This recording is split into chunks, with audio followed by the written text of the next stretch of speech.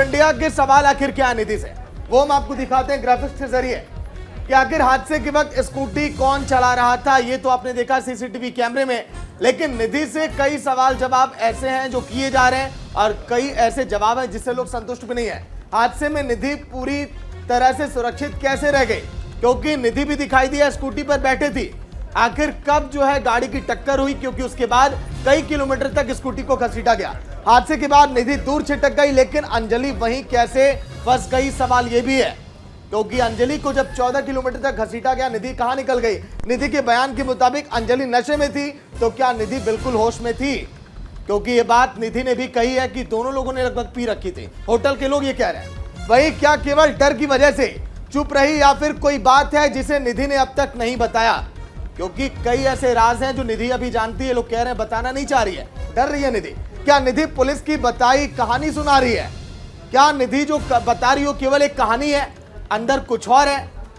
लेकिन ये news India के सवाल जो हैं जिसके जवाब अभी तलाशने में न्यूज इंडिया की टीम लगी है। ग्राउंड जीरो पर भी लगातार हमारे संवाददाता करेंगे राजधानी की एक बार फिर से, जहां पर बेटियां महफूज नहीं। लगातार ये सवाल अब उठाए जा रहे हैं कि देश की राजधानी दिल्ली में बेटियों पर जुल्म क्यों। अगर हम बात करें दिल्ली के उस इलाके की घटना की जहां पर एक बेटी को फिर चाकू से गोंद दिया गया। अभी जिंदगी और मौत की लड़ाई से वो जूझ रही है, लेकिन बार बार सुलगते सवाल यहां पर भी वही है कि राजधानी में आखिर ऐसा दिन क्यों। तस्वीरें भारत जोड़ो यात्रा की। यूपी में जब प्रवेश की यात्रा 11 विधानसभा क्षेत्रों से होकर गुजरेगी, 3 ऐसे बड़े जिले।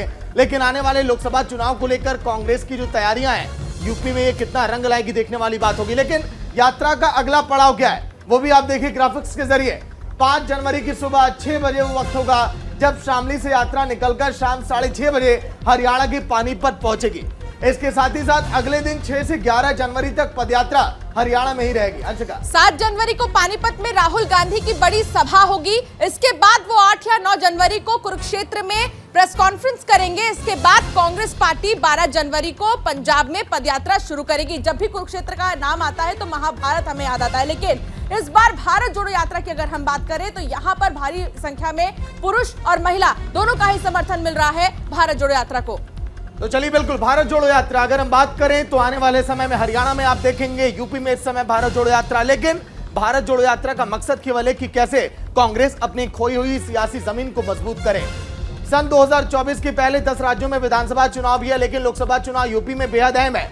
80 लोकसभा सीटें यूपी के अंदर। ऐसे में पॉलिटिकल एक्सपर्ट ये भी मानते हैं कि यूपी में भारत जोड़ो यात्रा का जो दायरा है वो थोड़ा कम है। राहुल गांधी को और जान यहां पर लगानी चाहिए, लेकिन जाटलैंड से इसकी शुरुआत हुई थी। आगे क्या होगा ये भी अब देखने वाली बात होगी। निदा, इस पूरे मामले पर सुनवाई है, लेकिन उन 4300 परिवारों का क्या होगा, उन 9 मस्जिदों का क्या होगा, उन 4 स्कूलों का क्या होगा जो वहां पर इस समय बने हुए हैं। इस पर अब क्या फैसला आता है सुप्रीम कोर्ट का, क्योंकि सुप्रीम कोर्ट का भी दरवाजा खटखटाया गया है। अंशिका, बिल्कुल, और फिलहाल खबर सीधे न्यूज रूम से में इतना ही। आप बने रहिए न्यूज इंडिया के साथ।